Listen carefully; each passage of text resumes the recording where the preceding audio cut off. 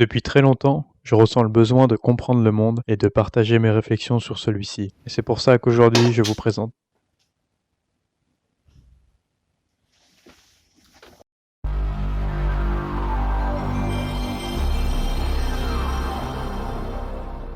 Depuis plusieurs années, j'ai développé un intérêt particulier pour le milieu carcéral, me demandant les causes des différentes incarcérations, leur degré de peine et les conséquences de celles-ci. Si les cas psychopathologiques sont essentiellement étudiés par la branche clinique de la psychologie, je m'interroge néanmoins sur la part du conditionnement socio-familial et sa répercussion sur l'individu à court et moyen terme. Par exemple, quelles sont les probabilités de devenir schizophrène? Les probabilités uniquement biologiques sont faibles, mais des facteurs environnementaux peuvent augmenter celle-ci. Notamment, la consommation régulière de cannabis avant 25 ans augmente la probabilité de déclencher une schizophrénie. Ça ne veut pas dire qu'il y a une fatalité entre les deux. Le comportement n'entraîne pas automatiquement une schizophrénie, mais il augmente la probabilité d'en déclencher une.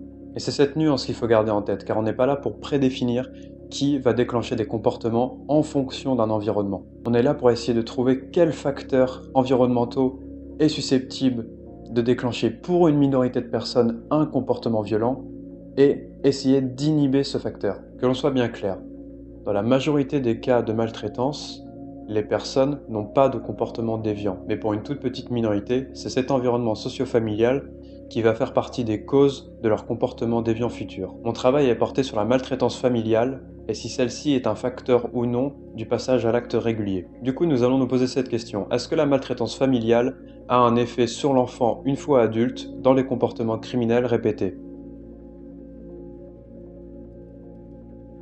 Par maltraitance familiale, j'entends ici tout acte, comportement violent, moral ou physique, qui soit répréhensible par la loi ou la société. Ces deux types de maltraitance morale et physique vont se traduire par toutes les violences physiques, les insultes, les remarques négatives répétées, c'est-à-dire que ce sont des mots qui ne sont pas forcément des insultes, mais qui sont quand même dégradants et pouvant entraîner par la répétition en fait vraiment une baisse de l'estime de soi, voire même une haine en fait. À ce niveau-là, on peut appeler ça de l'oppression morale.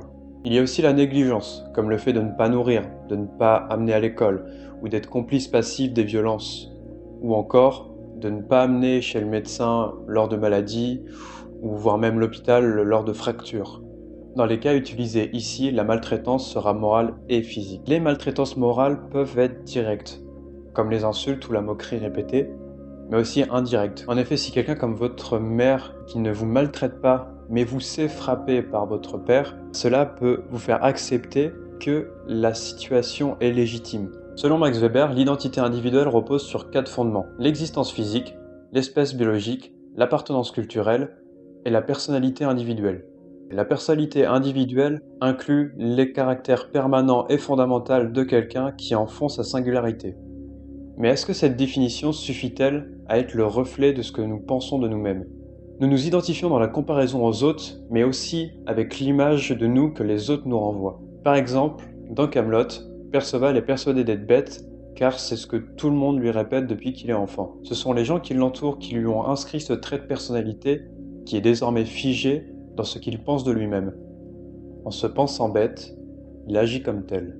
Les conséquences dans ce cadre sont les séquelles sur l'identité de l'adulte victime de maltraitance durant son enfance. C'est-à-dire d'étudier s'il y a un lien entre ce que l'adulte pense de lui maintenant qu'il est sorti de son cercle familial et qu'il a une certaine maturité pour s'autodéfinir, et ce qu'il a subi durant son enfance. Le principe de l'identité figée, c'est l'indissociabilité dans le temps du soi au jugement récurrent et type défini par les autres. Dans le cas où une personne subit de nombreuses remarques répétées négativement, comme des insultes, par exemple tu es un bon à rien, à force de l'entendre, cette personne va penser que c'est ce qu'elle est, et du coup, c'est un trait de personnalité qu'elle va s'attribuer.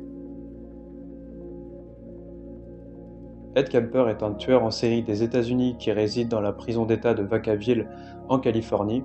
Il est assez réputé pour pouvoir parler de ses crimes lors d'interrogatoires et de manière assez calme. Il fut condamné pour 10 meurtres dont celui de ses grands-parents et de sa mère. Ed Kemper est un cas particulièrement intéressant car il accepte volontiers de livrer son histoire à des interrogatoires destinés à la publication, donc il y a beaucoup de données et il rentre parfaitement dans ce cadre de recherche.